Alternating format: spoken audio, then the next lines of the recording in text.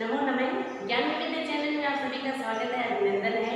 आज की कक्षा में हम पढ़ते हैं कक्षा शास्त्री प्रथम वर्ष के लिए हिंदी साहित्य का इतिहास, जिसका अध्ययन हम पिछली कक्षाओं से कर रहे हैं।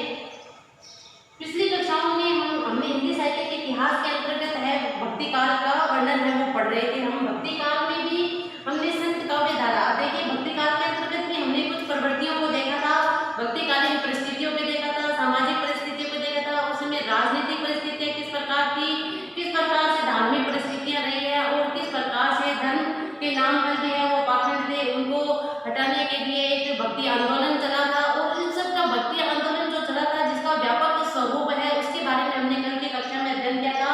और भक्त कवियों को दो श्रेणियों में बांटा गया था, निर्गुण संत काव्य धारा और सगुण संत काव्य धारा। निर्गुण संत काव्य धारा के अंतर्गत उन कवियों को या उन भक्तों को रखा जाता था जो ईश्वर के निर्गुण निराकार स्वरूप को मानते थे। सगुण साकार में उनको रखा जाता था जो ईश्वर के सगुण रूप की उपासना पर बल देते थे, सगुण रूप की आराधना पर बल देते थे। फिर इसी प्रकार सगुण भक्ति काव्य धारा थे उसको भी दो श्रेणियों में बांट दिया गया था, एक था राम काव्य धारा और दूसरी थी सूफी काव्य धारा। और संत काव्य धारा थी इसको भी दो वर्गों में बांटा था, संत काव्य धारा और सूफी काव्य धारा। तो उसी संत काव्य धारा की बात है वो आज की कक्षा में हम करते हैं। तो कुछ समानताओं की बातें हमने कल की कक्षा में करी थी, चाहे सगुण वाले हो, चाहे निर्गुण हो, चाहे राम काव्य धारा को मानने वाले हो, चाहे कृष्ण धारा के कवि हो या भक्त हो, उन सब में कुछ समानताओं की बातें कही थी कि वो ईश्वर के एक स्वरूप पर बल देते हैं और वह ईश्वर के एक ही रूप को लेकर चलते हैं, भले उनके विचारधाराएं हैं वो कुछ अलग हो, गुरु को महत्व है वो सभी में, चाहे सगुण हो, निर्गुण हो, राम भक्त हो, कृष्ण भक्त हो, सभी में गुरु को है वो महत्वपूर्ण स्थान दिया गया है। गुरु के बिना ज्ञान की प्राप्ति नहीं की जा सकती और ज्ञान के बिना ईश्वर को प्राप्त है वो नहीं किया जा सकता।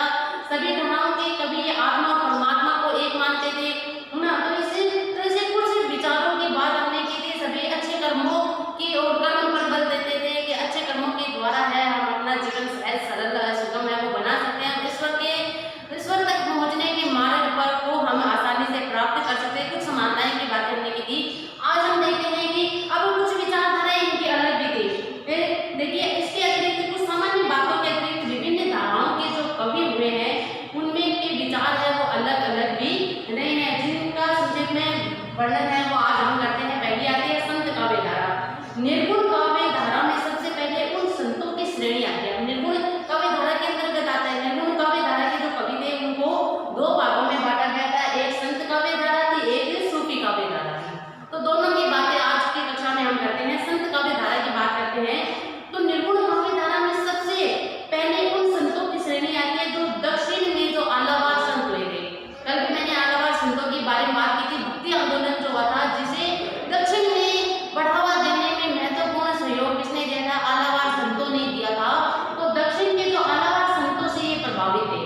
निर्गुण काव्य धारा के जो संत थे उनमें सबसे पहले वो उस श्रेणी के संतों को शामिल किया जाता है जिनका दक्षिण में जो आलावार संत संप्रदाय था उसका सीधा सीधा प्रभाव है वो इन पर पड़ा था और जिन पर सेव साधना का भी प्रभाव था, क्योंकि नाथ संप्रदाय का प्रभाव उत्तर भारत में दूर दूर तक था। नाथ संप्रदाय की हमने बात की थी, सिद्ध संप्रदाय की बात की थी, तो नाथों का और सेव का प्रभाव भी है वो इन पर इन संत काव्य धारा के, निर्गुण काव्य धारा के जो संत काव्य थे इस पर पड़ा था।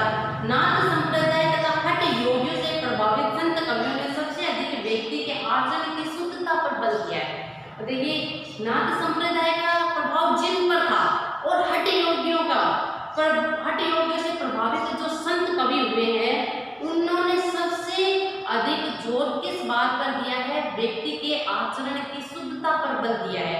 आप देखिए समझने का प्रयास कीजिए। संत काव्य धारा के अंतर्गत जिन पर नाथ संप्रदाय और हठ योगियों का प्रभाव था, जिन संत कवियों पर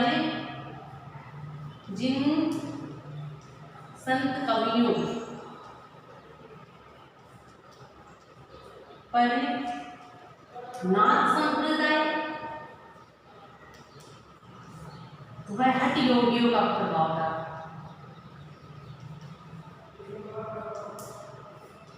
हठ योगियों का प्रभाव था।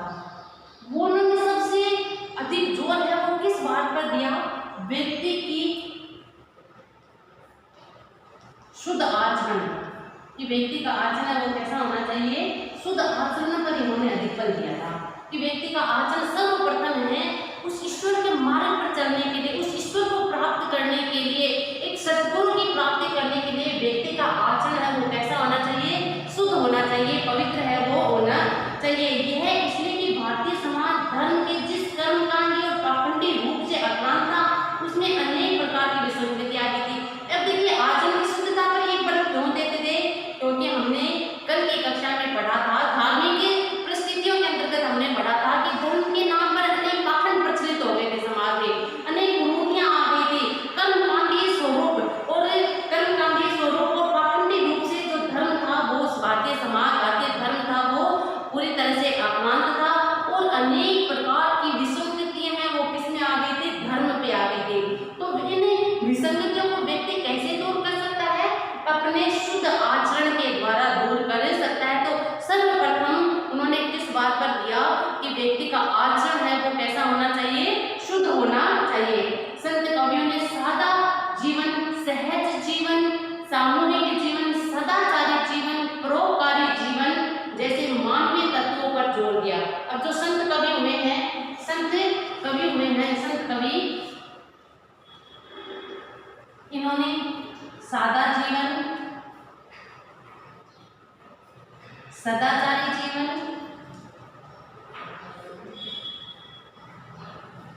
परोपकारी जीवन,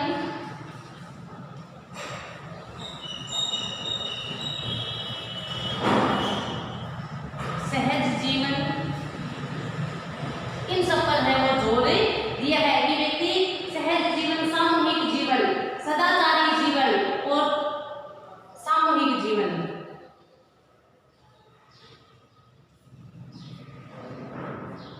इन पर इन्होंने बल है वो दिया था। किसने, संत कवियों ने है इस पर जोर है वो दिया था। जैसे मानवीय तत्व है, इन सबको अपनाने पर उन्होंने बल है वो दिया था। इनकी दृष्टि में ईश्वर है वो कैसा है, निराकार, निर्गुण और सर्वव्यापी है। अब जो संत कवि थे इनकी दृष्टि में ईश्वर का स्वरूप कैसा था, ईश्वर का स्वरूप, संत कवि जो है इनकी दृष्टि में ईश्वर का स्वरूप है वो कैसा था, निर्गुण, निराकार व सर्वव्यापी, यानी सब जगह पर है वो ईश्वर है, उसकी उपस्थिति है, ऐसा वो मानते थे। निर्गुण है, कोई आकार नहीं है, कोई उसमें गुण नहीं है, कोई, लेकिन वो सब जगह व्याप्त है, यहाँ पर वहाँ पर, इसमें उसमें, वृक्षों में, जीव जंतुओं में, प्राणी जगत में, सब में उन्होंने है वो क्या है, ईश्वर का स्वरूप है वो देखा है। मतलब निराकार, बिना आकार के उन्होंने महसूस है वो किया। ऐसा संत कवियों का मानना था कि ईश्वर है वो सब जगह निराकार, निर्गुण और सर्वव्यापी है। आत्मा उसी का अंग कहता था। शुद्ध आत्मा सहज साधना द्वारा आत्मा परमात्मा का मिलन हो सकता है। अब जो आत्मा है यानी कि जीव मात्र में जो आत्मा है,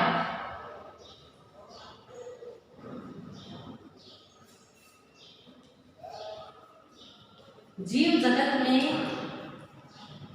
आत्मा है वो किसका अंश माना है इन्होंने, किसका अंश, परमात्मा का,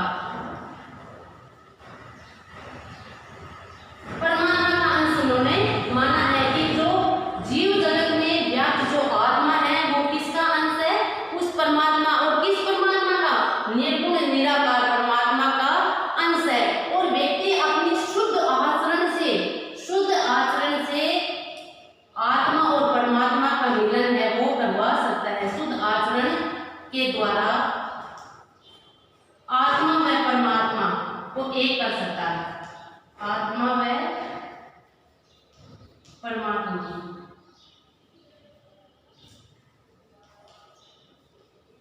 एकाकार कर सकता है, यानी आत्मा और परमात्मा को एकाकार कर सकता है। किसके द्वारा, शुद्ध आचरण। इसीलिए तो जो संत कवि हुए हैं उन्होंने सबसे पहले है व्यक्ति के शुद्ध आचरण पर बल है वो दिया है। इनका मानना था कि जीव जगत में जो व्याप्त आत्मा है वो किसका अंश है, परमात्मा का ही अंश है।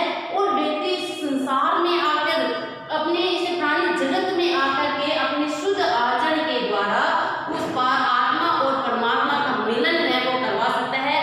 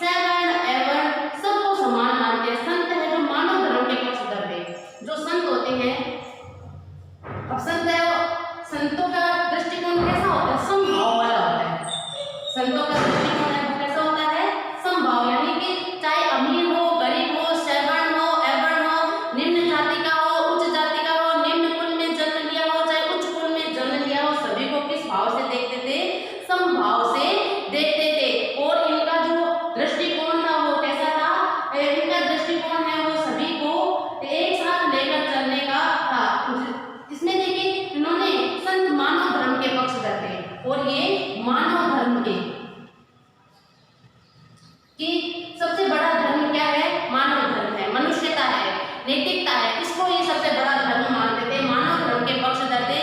इनके लिए कोई अमीर नहीं था, कोई गरीब नहीं था, कोई निम्न जाति का नहीं था, कोई उच्च जाति का नहीं था, कोई उच्च कुल में जन्म लेने वाला नहीं था, कोई निम्न कुल में जन्म लेने वाला नहीं था। इनके लिए सभी क्या थे?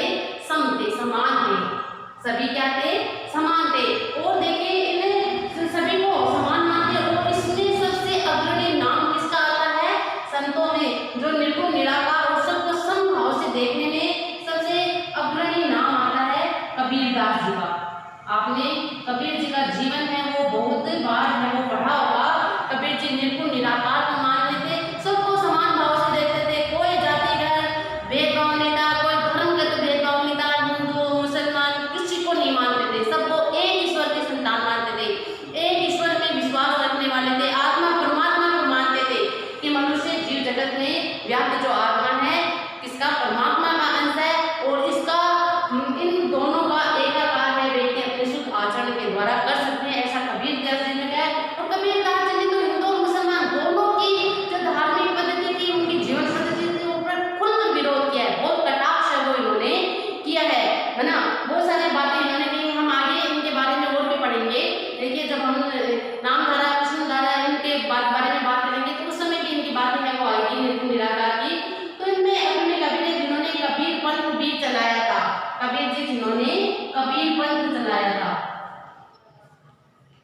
और इनकी अपनी कोई ऐसी भाषा पर विशेष अधिकार नहीं था, बिल्कुल सहज सरल जन भाषा में अपना अपना जो मत है वो देते हुए चलते थे, अपना संदेश देते हुए चलते थे। सदुपरी भाषा में, पंचमेली भाषा में, जो जनजीवन से जुड़ी हुई भाषा थे, इसमें अपना संदेश है इन्होंने यदा कबीर पंथ भी चलाता है। किंतु कबीर आदि संत मानव धर्म के उन्नयन तथा जीवन को सुखद बनाने को उत्सुक है। कबीर आदि संत हठ योग साधना को भक्ति का साधन मानते हैं, हठ योग साधना को।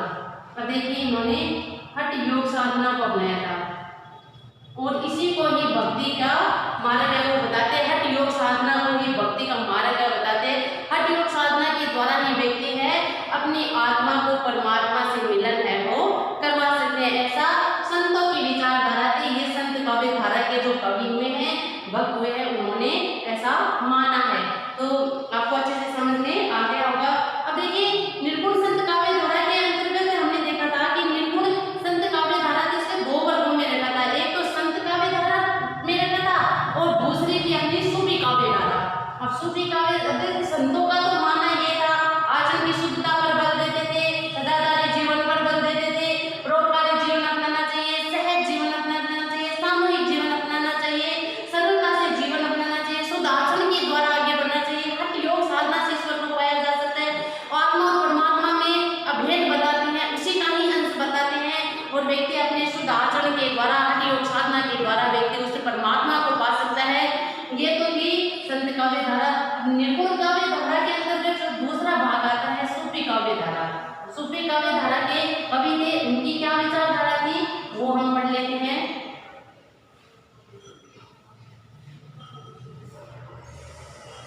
ये देखिए निर्गुण काव्य धारा के अंतर्गत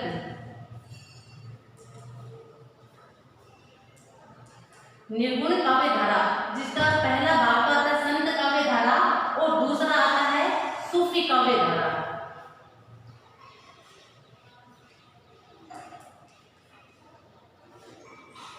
अब देखिए सूफियों की क्या विचारधारा थी। सूफी काव्य जिसे प्रेम काव्य और प्रेमाख्यान काव्य धारा भी कहा जाता है।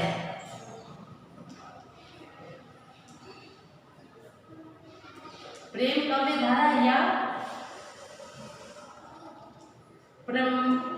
प्रेमाख्यान काव्य धारा।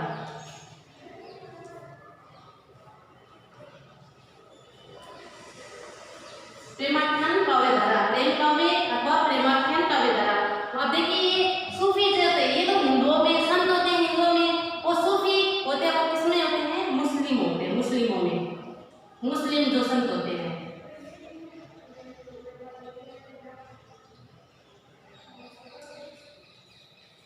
सूफी होते हैं वो किसमें आते हैं? मुस्लिम। मुसलमानों में सूफी संत भी आते हैं जो अपना उदार और मानवीय दर्शन अपने साथ लाए थे और इनका भी दृष्टिकोण कैसा था? उदार और मानवीय दृष्टिकोण रखते थे। ये भी उदार व दृष्टिकोण वाले थे।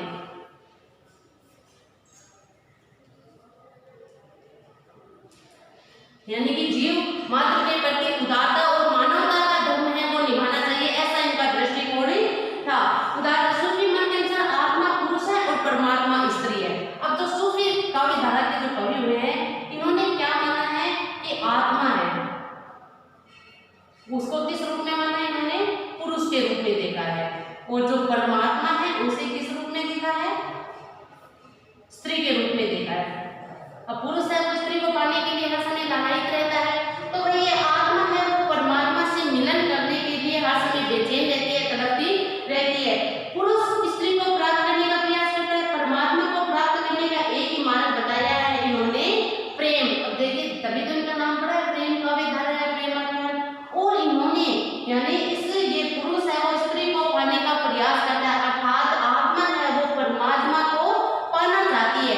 आत्मा है वो किसको पाना चाहती है, परमात्मा को प्राप्त करना चाहती है। और इसको प्राप्त करने के लिए इन्होंने कौन सा मार्ग बताया, प्रेम मार्ग बताया, कि इस आत्मा को है वो प्रेम मार्ग पर चलकर है वो प्राप्त किया जा सकता है। सूफी साधना का मार्ग प्रेम मार्ग है, उन्होंने प्रेम मार्ग पर है वो बल दिया है। इनकी साधना देखिए, जो संत काव्य धारा थी उसमें तो उन्होंने साधना को किसने, संतों ने तो माना हठ योग साधना को, संतों ने तो हठ योग साधना पर बल दिया, संतों ने हठ योग, संतों ने तो हठ योग पर बल दिया। और जो सूफी काव्य धारा के कवि थे, मुस्लिम जो संत थे, उन्होंने क्या माना, प्रेम मार्ग, यानी प्रेम मार्ग पर चलकर, प्रेम मार्ग पर चलकर व्यक्ति ईश्वर को प्राप्त कर सकता है। यानी ये पुरुष रूपी जो आत्मा है स्त्री रूपी परमात्मा को पा सकता है, ऐसा सूफियों का मत था। सूफी साधना का मार्ग प्रेम मार्ग, इसलिए इसे प्रेम काव्य धारा भी कहते हैं। सूफी संतों ने भारतीय जीवन से अपनी कथाएं दी और उन कथाओं के माध्यम से सूफी मत को व्यक्त करने का प्रयास किया। अब सूफी संत उन्होंने भारतीय जीवन से अपनी कथाएं दी है ना, कि किस प्रकार से व्यक्ति है प्रेम के मार्ग पर चलकर है उसे परमात्मा रूपी स्त्री को है वो प्राप्त कर सकता है। सूफी कवियों ने भारतीय जीवन के अंतरंग का बड़ी गहराई से अध्ययन किया था। वह उनके काव्यों से स्पष्ट होता है कि उन्होंने भारतीय जीवन का बड़ी गहराई से अंतरंग की गहराई से, बड़ी गहराई से उसका अध्ययन किया था। ये इनकी काव्य रचनाओं को देखकर पता चलता है। सूफी संप्रदाय के अग्रणी कवि का नाम आपने सुना होगा। सूफी संप्रदाय जो था उसके अग्रणी कवि जैसे संतों के अग्रणी कवि कौन थे, अभी मैंने बताया कबीर जी थे। निर्गुण निराकार संतों के जो अग्रणी कवि थे वो कौन थे, कबीरदास जी थे। सूफी संप्रदाय के अग्रणी कवि थे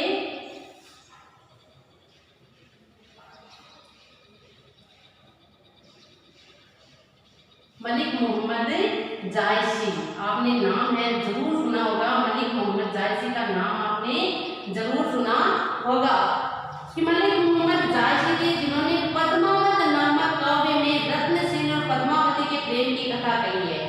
जिन्होंने मलिक मोहम्मद जायसी थे, इन्होंने कौन सी रचना रची थी, इनकी रचना थी पद्मावत। और इसके नायक कौन थे, रत्नसेन, और नायिका कौन थी, पद्मावती।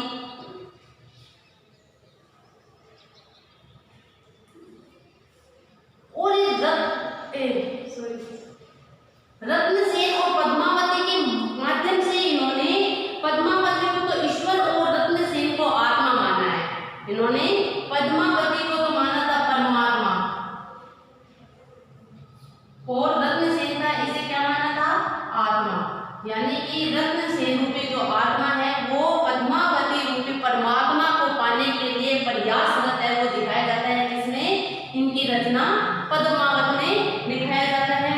अब देखिए पद्मावती को प्राप्त करना चाहता है नागमती का वर्णन आता है। नागमती है वो दुनियादारी है। अलाउद्दीन खिलजी जो पद्मावती को प्राप्त करना चाहता था माया है, और रत्नसेन का मंत्री राघव है वो चेतन सिद्धांत है। अब देखिए इन्होंने जो पद्मावती है इसमें वर्णन जो किया था कि इनकी जो रत्नसेन है वो आत्मा है, नागमती है वो दुनियादारी है। पद्मावती की जो सहेली थी नागमती, उसे क्या बताया है? दुनियादारी बताया है। और अलाउद्दीन खिलजी, अलाउद्दीन खिलजी जो पद्मावती को पाना चाहता था, उसे उन्होंने क्या बताया है? माया माना है। माया है कि अलाउद्दीन है वो माया स्वरूप है, जो पद्मावती को पाना चाहता है माया स्वरूप बताया है। और इनका जो रत्नसेन का मंत्री राघव है वो चेतन शैतान है। रत्नसेन का जो मंत्री राघव, उसको चेतन शैतान माना है, शैतान के रूप में चित्रित किया आपने इसे पूरी पद्मावती रचना के अंतर्गत। दोहा चौपाई शैली में लिखी गई इस प्रेम कथाओं की भाषा है वो अवधि है। ये काव्य वर्तमान काल की स्थितियों में बहुत ही प्रासंगिक लगता है। वर्तमान की स्थितियों में देखा जाए तो ये बड़ा ही प्रासंगिक है कि यहाँ व्यक्ति है वो आत्मा है वो परमात्मा को पाना चाहती है, लेकिन उसमें बाधा बन जाती है, दुनियादारी बाधा बन जाती है, माया बाधा बन जाती है, चेतन शैतान है वो आ जाते हैं। अब कोई व्यक्ति प्रेम मार्ग में चलता है तो उसको अनेक समस्याओं का सामना करना पड़ता है। ऐसे ही कोई व्यक्ति उस ईश्वर को प्राप्त करने के लिए भक्ति मार्ग पर चलता है तो उस भक्ति मार्ग से उसे दिखाने के लिए शैतान के रूप में, माया के रूप में न जाने कौन कौन है वो आकर बाधक बने जाते हैं। तो इन्होंने जो ये मुस्लिम सूफी काव्य के जो कवि थे, मुस्लिम जिन्हें संत माना जा सकता है, उदार थे और मानवीय दृष्टिकोण को रखने वाले थे। ये आत्मा और परमात्मा को पुरुष और स्त्री के रूप में देखते हैं और इन्हें प्राप्त करने के लिए कौन सा मार्ग बताया था? इन्होंने प्रेम मार्ग बताया है, इसलिए इनके काव्य को प्रेम काव्य धारा भी कहा जाता है। प्रेमाख्यान काव्य भी उन्होंने, इसके मलिक मोहम्मद जायसी से अग्रणी कवियों में जिन्होंने पद्मावत लिखा था, जिनमें उन्होंने रत्नसेन और पद्मावती की प्रेम कथा लिखी है, जो ईश्वर आत्मा और परमात्मा के रूप में इन्होंने चित्रित है वो कि इस तरह से इनके विचारधारा है। जो संत काव्य धारा थे, सूफी काव्य धारा, इनकी विचारधाराओं में अंतर है वो देखा जा सकता है। अब राम काव्य धारा की बात करते हैं, इसी प्रकार सगुन की बात आती है कि सगुन काव्य धारा में हमने पढ़ा था राम काव्य धारा और कृष्ण काव्य धारा। स्वामी रामानंद सगुन और निर्गुण दोनों प्रकार की भक्ति के उन्नायकों में से थे, किंतु उन्होंने राम भक्ति की प्रस्तावना की, किंतु उनके शिष्य कबीर ने राम भक्ति को निर्गुण में डाला, तो उनके दूसरे शिष्य गोस्वामी तुलसीदास जी ने राम को सगुण रूप में देखा और राम भक्ति की स्थापना की। देखिए स्वामी रामानंद का नाम आपने सुना होगा, रामानंद, ये समझ में आ गया होगा आपको अच्छे से, तो आप इसे समझने का प्रयास कीजिए। देखिए ये जो मैं आपको बताती हूँ, लिखवाती हूँ, बोर्ड पे मैं कुछ लिखती हूँ, तो उन सबको आप है अपने नोट्स बनाकर उन्हें याद करिएगा, पढ़िएगा, बड़े ही महत्वपूर्ण है ये।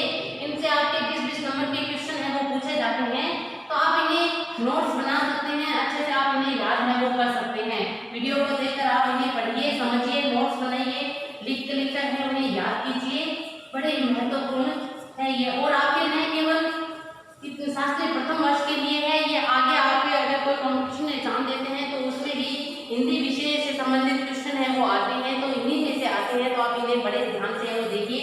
सगुन काव्य धारा में आते हैं, सगुन काव्य धारा जिसको हमने 2 भागों में बांटा था।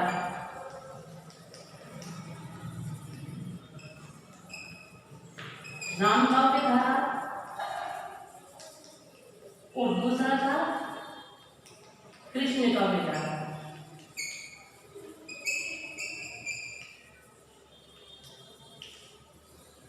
रामानंद का नाम आपने सुना होगा, कबीर के गुरु संत रामानंद। संत रामानंद थे, स्वामी रामानंद, स्वामी रामानंद,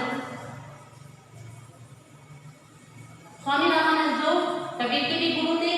इन्होंने देखिए निर्गुण और सगुण दोनों प्रकार की भक्तियों के उन्नायक थे, दोनों प्रकार की भक्ति को मानते थे। ये सगुण को भी मानते थे और निर्गुण भक्ति को, दोनों भक्तियों को मानने वाले थे। तो इनके दो शिष्य हुए थे, जिनमें कबीर जी थे, वो तो किसमें चले गए? निर्गुण काव्य धारा में चले गए। तुलसीदास जी थे,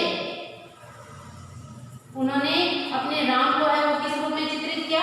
सगुण रूप में चित्रित किया था, सगुण रूप में देखा था। अब आगे बात आती है कि उनका रामचरितमानस राम भक्ति का कालजयी ग्रंथ है। तुलसीदास जी थे, इनके जो राम थे वो किस रूप में थे? सगुण थे, राम थे वो सगुण रूप में।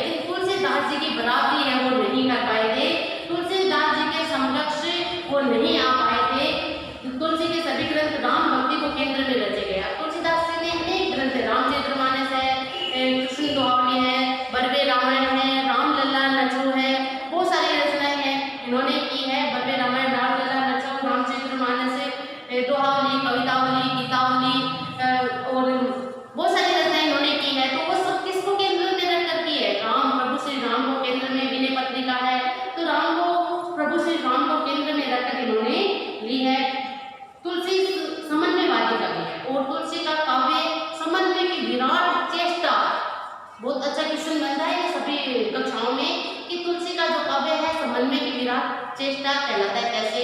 तो इनका जितना भी काव्य है उसमें इनका समन्वय देखने को मिलता है। नगुण निर्गुण और सगुण को, प्रेम मार्ग और भक्त मार्ग, यानी सबका समन्वय है वो इनके काव्य में देखने। उन्होंने अपने तत्कालीन संप्रदाय के विचारों का समन्वय कर दिया है। और देखिए उस समय जितने भी संप्रदाय फैले हुए थे उन सबका सम्मान करते हुए उनके विचारों को उन्होंने अपने काव्य ग्रंथों के अंतर्गत है वो समन्वित किया है। उनके राम भी गरीब और छोटे के लक्ष्य है, मर्यादा पुरुषोत्तम तथा सामाजिक मूल्यों के नियंता है। तुलसी अपने काव्य में हर प्रकार का समन्वय करते चलते हैं, चाहे वो भक्ति मार्ग हो, चाहे वो प्रेम मार्ग हो, चाहे वो निर्गुण सगुण की बात करते हो, चाहे किसी भी मार्ग की बात करते हो, सबका समन्वय है इनकी रामचरितमानस में है वो देखा जा सकता है।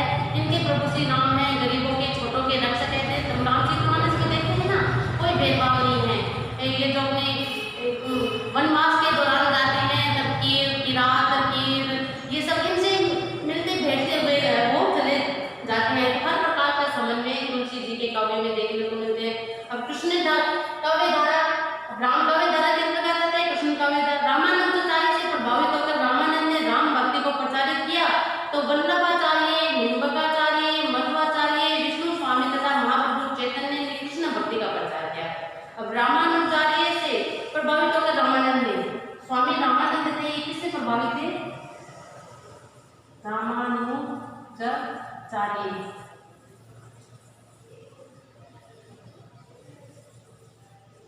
प्रभावित थे। अब देखिए कृष्ण काव्य धारा में बात आती है, राम काव्य धारा की हमने बात की और तो कृष्ण काव्य धारा के अंतर्गत देखिए आते हैं वल्लभाचार्य का नाम आपने सुना होगा।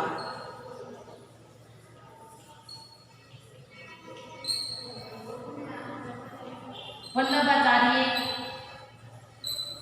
निम्बकाचार्य, वल्लभाचार्य, निम्बकाचार्य, मध्वाचार्य, विष्णु स्वामी, मध्वाचार्य, विष्णु स्वामी, इन्होंने किस धारा को आगे बढ़ाया? कृष्ण काव्य धारा को।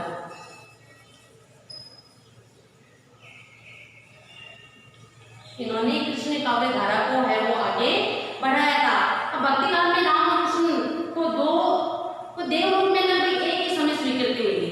अब राम भक्त थे और प्रभु श्री राम को मानने वाले थे, राम के सगुण साकार को, और कृष्ण थे वो कृष्ण जी को मानने वाले थे। तो भक्ति काल में राम और कृष्ण ऐसे देव थे जिनको एक ही समय में है वो देव के रूप में है वो स्वीकृति मिली थी। किंतु कृष्ण भक्ति को लोकप्रियता अधिक प्राप्त हुई। हम देखते हैं ना कृष्ण जी के जो है वो अधिक मिलने को मिलते हैं। अब राम भक्ति और कृष्ण भक्ति दोनों को एक ही समय में, यानी राम और कृष्ण को दोनों का देवत्व है वो एक ही समय प्राप्त हुआ था। राम और कृष्ण इन दोनों को देवत्व है वो एक ही समय में प्राप्त हुआ था। देवत्व की उपाधि जो मिली थी इन्हें एक ही समय, यानी कि भक्ति काल में मिली थी। लेकिन फिर भी राम थे उनका काव्य है वो कम रचा गया, श्री कृष्ण जी को लोकप्रियता है वो अधिक मिली।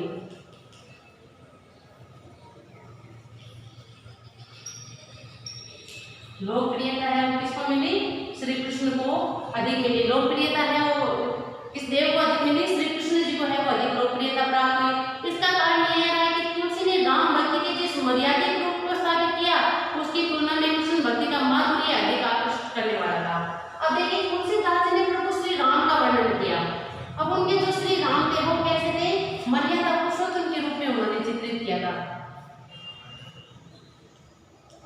मर्यादा पुरुषोत्तम के रूप में चित्रित किया था। जबकि ये वल्लभाचार्य के जो श्री कृष्ण थे वो कैसे थे? उनका माधुर्य रूप ज्यादा दिया था। माधुर्य रूप, और जो माधुर्य रूप था वो कैसा था? आकर्षित करने वाला था। आकर्षित करने वाला था। इसीलिए है कि राम को है वो लोकप्रियता कम प्राप्त हुई, राम की तुलना में श्री कृष्ण को लोकप्रियता है वो अधिक प्राप्त हुई थी। हिंदी में कृष्ण भक्ति के प्रचार का श्रेय है वो वल्लभाचार्य को जाता है।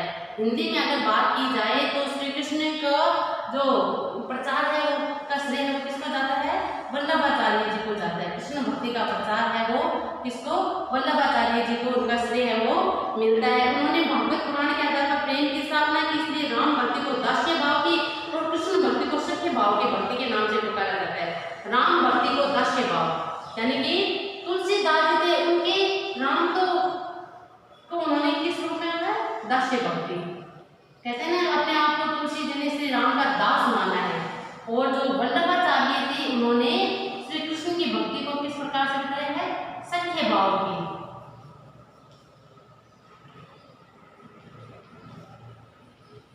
कृष्ण भक्ति किस प्रकार की मानी है? उन्होंने सख्य भाव की मानी। वल्लभाचार्य ने सख्य भाव की भक्ति को माना है। और तुलसी जी के राम थे वो कैसे थे? एक दास के रूप में अपने आप को श्री राम का दास के रूप में वो चित्रित करते हैं, तो दास्य भाव की भक्ति के नाम से पुकारा जाता है। वल्लभाचार्य के 8 शिष्य हुए हैं जिन्हें अष्ट छाप के कवि कहते हैं। अब देखिए ये बड़ा महत्वपूर्ण आता है। वल्लभाचार्य थे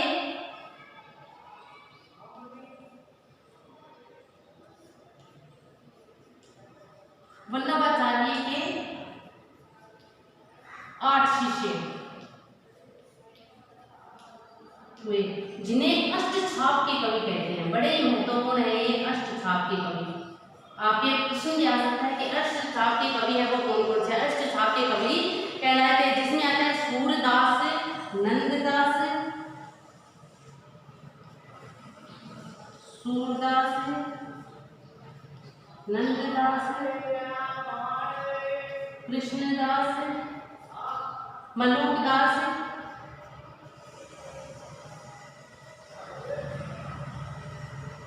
सूरदास, नंददास, कृष्णदास, परमानंददास, कुंभनदास, परमानंददास, कुंभनदास, चतुर्भुजदास, कुंभनदास नहीं,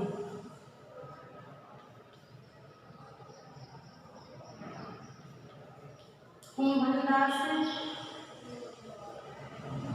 परमानंददास, सूरदास, नंददास, कृष्णदास, परमानंददास, कुंभनदास, चतुर्भुजदास, क्षीर स्वामी और गोविंद स्वामी। क्षीर स्वामी बोले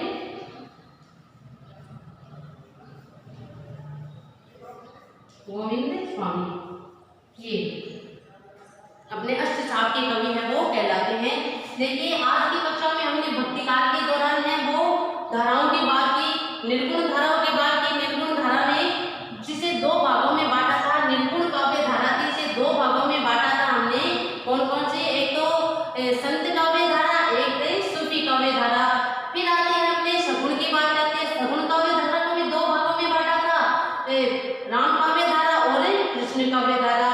राम काव्य धारा में थे अग्रणी तुलसीदास जी ने, जिनका रामचरितमानस है। इन्होंने राम को केंद्र में लेकर अनेक रचनाएं की थी। और इन्होंने दास्य भक्ति, इनकी जो भक्ति है वो किस प्रकार की कहलाती है? दास्य भक्ति कहलाती है। कृष्ण काव्य धारा के अंतर्गत अग्रणी हुए हैं कौन? वल्लभाचार्य हुए। वल्लभाचार्य ने कृष्ण भक्ति का प्रचार प्रसार किया था। और इनकी भक्ति वो कैसे मानी जाती है? सच्चे भाव की मानी जाती है। वल्लभाचार्य के 8 शिष्य हुए थे जिन्हें अष्ट छाप के कवि के नाम से जाना जाता है, जिसमें सूरदास, नंददास, कृष्णदास, कुंभनदास, परमानंददास, गोविंददास, क्षीर स्वामी, एक नाम और रहता है चतुर्भुजदास। चतुर्भुजदास ये अष्ट छाप के कवि हैं वो माने जाते हैं। आज की कक्षा में हम इतना ही पढ़ेंगे। अगली कक्षा में हम संत काव्य धारा की विशेषताओं की चर्चा है वो करेंगे, जो कल की कक्षा में करेंगे। आज के लिए इतना ही। आप इन्हें समझिए, पढ़िए, लिखिए, नोट्स बनाइए, तभी आपको ये याद रहेंगे। बड़े ही महत्वपूर्ण है ये आपके शास्त्रीय प्रथम वर्ष के लिए। इनसे जुड़े हुए 2-3 क्वेश्चन आपके 20-20 नंबर के आ जाते हैं, तो बहुत ही महत्वपूर्ण है। अगर आप ये भी पढ़ लेते हैं तो आप अच्छे मार्क्स वो ला सकते हैं। इसलिए आप इन्हें पढ़कर नोट्स बनाइए, वीडियो को बार बार देखकर सुनिए और इन्हें समझने का प्रयास कीजिए। अगली विशेषताओं के